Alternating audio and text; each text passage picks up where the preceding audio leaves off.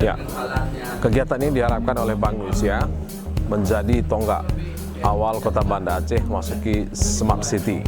Smart City ini sendiri punya banyak kesempatan ya untuk masyarakatnya menggunakan transaksi dengan pembayaran secara non tunai. Pelabuhan Ulele ini menjadi pilot project pertama sekali di Kota Banda Aceh penerapan Smart City. Bank Indonesia sangat berterima kasih, mengapresiasi kepada semua pihak yang dapat mewujudkan penggunaan non-cash untuk transaksi di Pelabuhan Ulele. Bank Indonesia sejak awal sudah mengimbau kepada semua pihak terkait untuk sama-sama menerapkan Smart City dalam rangka mendukung transaksi-transaksi dilakukan secara efisien yang tentunya bermanfaat bagi semua pihak termasuk Bank Indonesia.